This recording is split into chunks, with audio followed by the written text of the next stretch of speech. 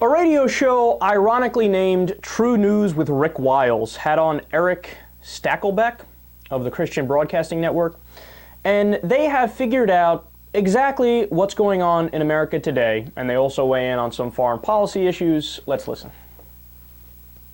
And they believe because Mohammed Morsi was elected, we need to stand with any democratically elected government, apparently, even if the group, like the Muslim Brotherhood, is inherently hostile to American interests. I think that's their storyline. I'm much more cynical. I think Mr. McCain and Mr. Graham are simply carrying out the instructions of their master, and there's a much more cynical plot that's being carried out right now, and this country is being converted while we watch into an Islamic bastion, and it's frightening.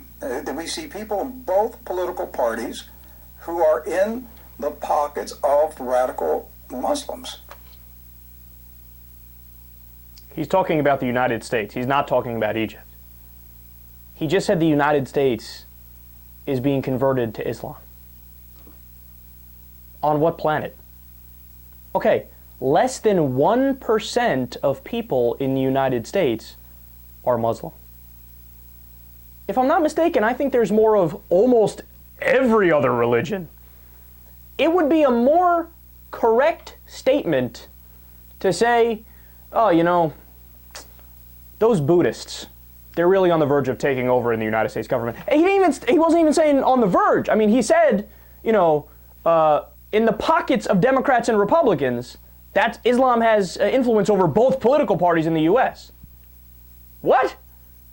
Yeah, you nailed it, man. The Islamic lobby really has a stranglehold on the United States. I mean, we have one Muslim representative, Keith Ellison. One! And then when you look at staffers, you get a whopping 2. Him and Huba Abedin, who isn't even working in Congress anymore. She's working, you know, with Anthony Weiner trying to get him elected, her husband.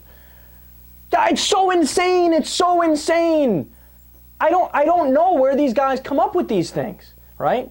And if you want to make the point, hey, our government is bought, that's totally true. And I can give you a million other areas where I can prove it to you and show you the numbers from Open Secrets or other sources where it shows, hey, look, ExxonMobil has a stranglehold on our government. Walmart has a stranglehold on our government. BP, you name it, I can show you the numbers, right? Corporate America, Wall Street. But no, he picks like the one group of people that have almost no representation. They're passing laws all over the U.S. that ban Sharia law when Sharia law isn't even close to an issue. But yeah, those guys who they're banning somehow have undue influence over the politicians. But notice also, to the bigger point here, they're wrong about Egypt too. So they're making the point that, well, our government is supporting the Muslim Brotherhood. President Obama is, the executive branch, and the legislative branch, and the congressmen, they're all supporting the Muslim Brotherhood. Yeah, but wait a second. So we're giving $1.3 billion in aid to Egypt. By the way, I disagree with that, but that's a side issue, right? The $1.3 billion is not going to Mohammed Morsi. Mohammed Morsi just got ousted. There was a revolution, there was a coup. His ass is gone. The Muslim Brotherhood is out of power. That $1.3 billion is going directly to the Egyptian military, who is fighting the Muslim Brotherhood. So the exact opposite of what they said is true. They know nothing. They know nothing about what's going on in the United States. They know nothing about world affairs. They wake up in the morning and go, me dislike Muslim.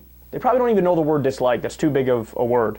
No Muslim. Angry at Muslim. Therefore, our government bought by Muslims. Just shut the fuck up and get off your silly ass radio show.